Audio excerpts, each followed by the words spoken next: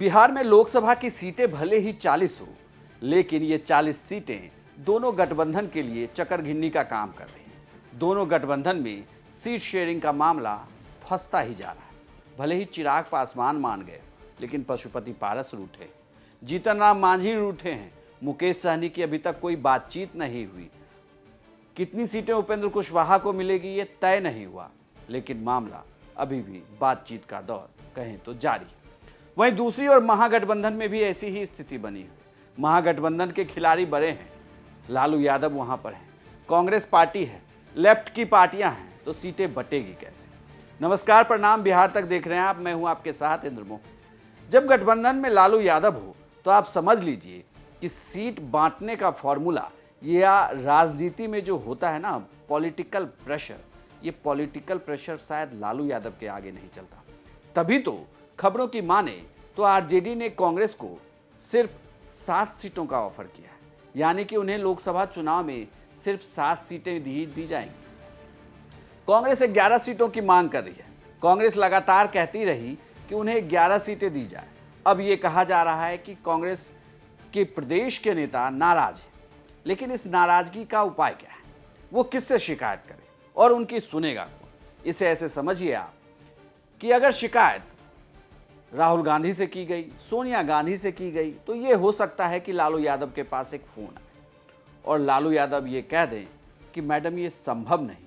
तो आप मान लीजिए कि बिहार में जिस ड्राइविंग सीट पर तेजस्वी यादव बैठे थे, अब उनकी बात काटी नहीं जाएगी। यानी कि लालू यादव ने जो कह दिया वही सही, ना खाता ना बही। और इस बार महागठबंधन की सीट शेयरिंग में मामला ऐसे ही फंसा हुआ है। यहां तक कि लेफ्ट की पार्टी ने 5 सीटों की मांग की थी।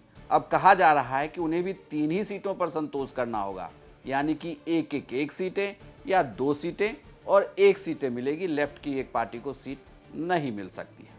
यानी कि 7 सीटों पर कांग्रेस को चुनाव लड़ना होगा, 3 सीटों पर लेफ्ट की पार्टियां होंगी और 30 सीटों पर आरजेडी होगी। यानी कि आरजेडी इस बार बिल्कुल भी 2020 के विधानसभा चुनाव जैसी कोई भी गलती दोहराना नहीं चाहती। यानी कि वो कांग्रेस से बातचीत करके उन्हें ज़्यादा से ज़्यादा सीटें नहीं देना चाहती। उस वक्त ये कहा जा रहा था कि लालू यादव के दबाव में कांग्रेस को ज़्यादा सीटें दी गई, जिसकी वजह से उनकी हार हुई। अगर आरजेडी उन सीटों पर चुनाव लड़ती तो शायद सरकार में तेजस्वी यादव होती। लेकिन कांग्रेस की हार के बाद अब तेजस्वी सत्ता से दूर हैं और मामला फंस गया है। तभी तो इस बार लालू यादव कहा जा रहा है कि लालू यादव की मौन सहमति है कि 7 सीटें ही कांग्रेस को मिलेगी, लेफ्ट को 3 और बाकी आरजेडी खुद लड़ेगी।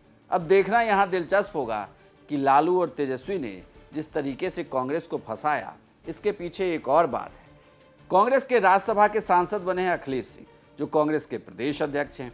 अखिलेश सिंह राज्यसभा तो चले गए, लेकिन उसके बदले की कुर्बानी भी तो चाहिए। तभी तो कांग्रेस से कोई एमएलसी नहीं बना और अब उनके लोकसभा में चुनाव लड़ने की सीटों की संख्या भी कम कर दी जाएगी। यही कुर्बानी है जिसके बदले लालू यादव और 30 सीटों पर आरजेडी को चुनाव लड़ाएंगे और कांग्रेस को सिर्फ 7 ही सीटें देंगे। आपको यह जानकारी कैसी लगी हमें कमेंट बॉक्स में लिखकर जरूर बताइएगा और बिहार की तमाम खबरों के लिए आप देखते रहिए सिर्फ बिहार तक।